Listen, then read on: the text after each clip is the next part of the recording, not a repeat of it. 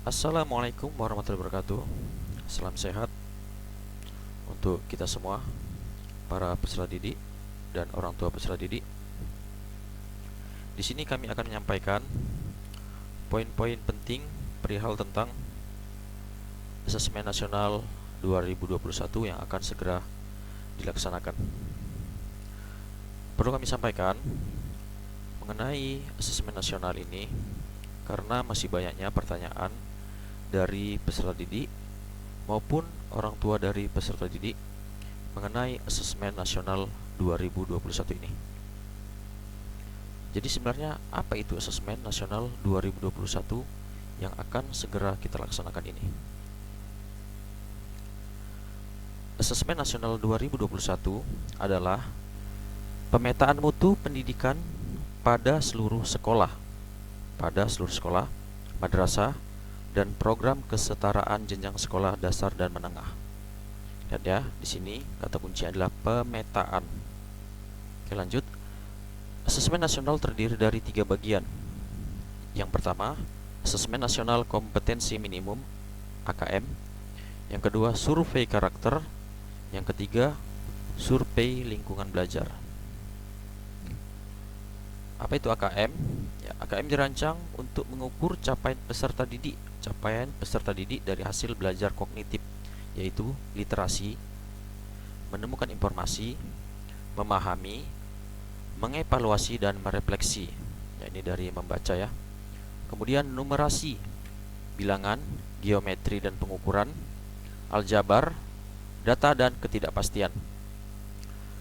Kedua aspek kompetensi minimum ini menjadi syarat bagi peserta didik untuk berkontribusi di dalam masyarakat, terlepas dari bidang kerja dan karir yang ingin mereka tekuni di masa depan, di masa yang akan datang.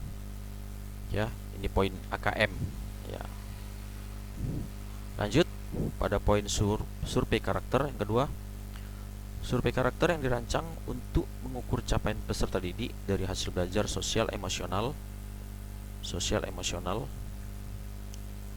berupa pilar karakter untuk mencetak profil pelajar Pancasila, beriman dan bertakwa kepada Tuhan Yang Maha Esa, serta berakhlak mulia, berkebinekaan global, mandiri, bergotong royong, bernalar kritis dan kreatif.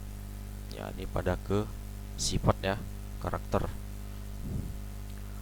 Kemudian yang ketiga, survei lingkungan belajar.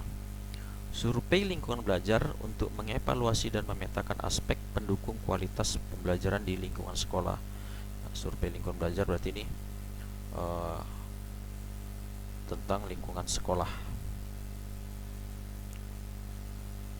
Asesmen nasional pada tahun 2021 dilakukan sebagai pemetaan dasar, ya hanya sebatas pemetaan baseline dari kualitas pendidikan yang nyata di lapangan, sehingga tidak ada konsekuensi bagi sekolah dan murid.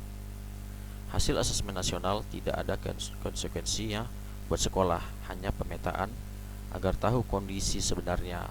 Jadi agar tahu kondisi sekolah dan murid itu bagaimana sebenarnya kondisi di tahun 2021 ini.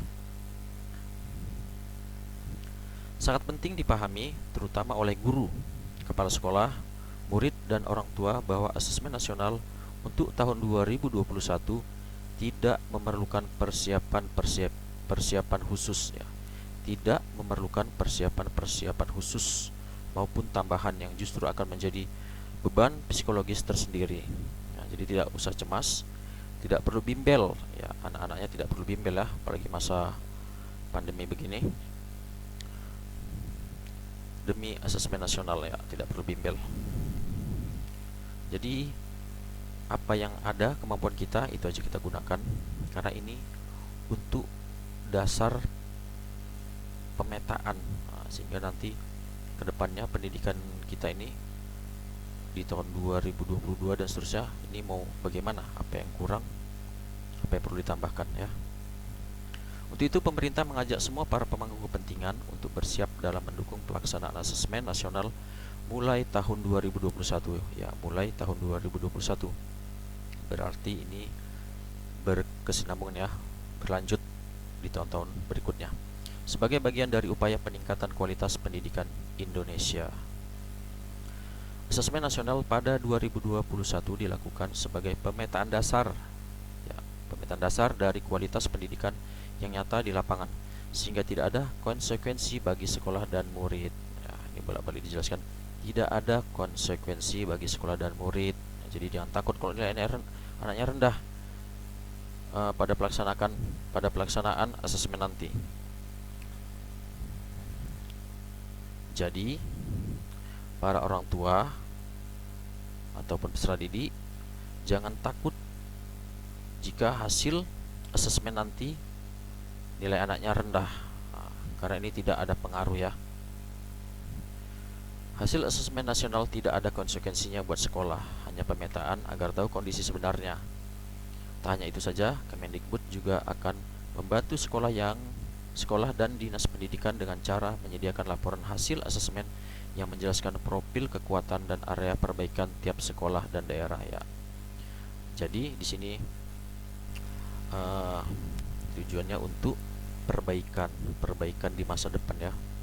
Jadi apa yang kurang di pendidikan kita mudah-mudahan ke depannya dapat diperbaiki sehingga pendidikan kita lebih baik lagi.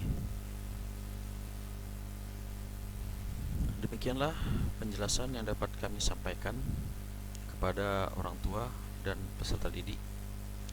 Mudah-mudahan dengan penjelasan ini dapat menambah pemahaman para peserta didik maupun orang tua mengenai asesmen nasional ini. Jadi intinya, jangan cemas dengan nilai asesmen nanti, karena ini hanyalah permulaan dari pendidikan kita untuk menentukan bagaimana langkah-langkah pemerintah ke depannya, langkah apa yang akan dibuat agar pendidikan kita semakin maju. Salam sehat untuk kita semua. Jangan lupa tetap jaga kesehatan dengan istirahat yang cukup, makan teratur, dan jaga protokol kesehatan. Assalamualaikum warahmatullahi wabarakatuh.